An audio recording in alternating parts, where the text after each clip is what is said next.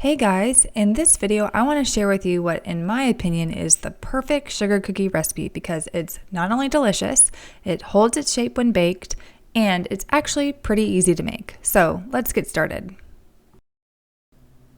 To make this recipe you'll need butter, granulated sugar, powdered sugar, 1 egg, both vanilla and almond extract, flour, and a little bit of salt. Because I like using butter that is slightly chilled, I cut it into pieces first before adding my sugar, and then I'll mix it on low speed with my hand mixer. Of course, you could always use your stand mixer instead, and mix it on low speed until it starts to come together. Because this butter is a little bit on the colder side, it might take a little bit more work to get it really nice and light and fluffy. But don't worry, after just a couple of minutes, it'll all start to come together and be one nice, light and fluffy, cohesive mass of butter and sugar. From there, you're going to want to clean off your mixer, whether or not you're using a hand mixer or a stand mixer, clear off that paddle or clear off those beaters and add in your egg and your extracts. Here I'm using vanilla and almond extract, and then start mixing again on low speed. Don't worry about over-mixing this mixture at this point before the flour is added. You really can't over-mix it, and you really want to incorporate that egg with the butter. And now it's time to add in the flour and the salt. Remember, I already added the salt to the flour, and because I'm only making one batch, I'm going to add in all the flour at once. If you're making multiple batches, you might want to break up the addition of the flour into 2 or 3 parts. At first, it's going to seem a little bit crumbly because this dough is on the drier side, but after a while, it's going to start to come together and form one nice big ball of dough. Again, clean off your mixers. I recommend using a spatula, not your hands, but this is just for me and not for anyone else, so that's okay.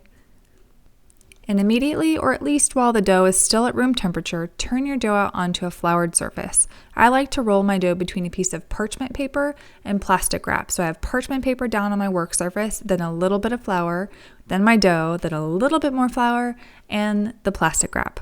Now the secret to perfectly rolled out dough are these rolling pin bands that I have on each end of my nice big rolling pin. Because this dough is so soft and at room temperature, it rolls out in no time flat.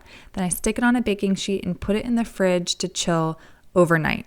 If you're in a pinch, you can do this in an hour, but I do recommend letting your dough chill overnight because it'll help develop the flavors. So now that it's chilled, I can put it back onto my work surface and I can start cutting out my shapes. One thing you may notice right away is how easy the dough is to cut and also transfer those cut pieces of dough to my baking sheet. And that's because the dough is chilled, so it's nice and firm, so it's easy to cut, although there is a little bit of resistance on the cookie cutter. But because it's solid, it's easy to transfer over to the baking sheet. And also, because I've rolled it out on a piece of parchment paper, it makes it really easy for that cookie to lift off of the surface. So nothing is sticking to the countertops and flour and dough is getting everywhere.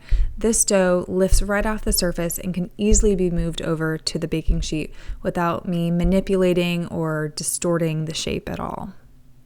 And from here, the cookies go right into the oven, and after about 18 minutes, they are all done and ready to go. Well, at least ready to decorate. And what I love about this recipe is that the cookies hold their shape after they've been baked, so they don't spread or get distorted in the oven. They're almost exactly as they are when I cut them out. Well, I hope you enjoyed this video, and if you want to see more cookie content, please subscribe below.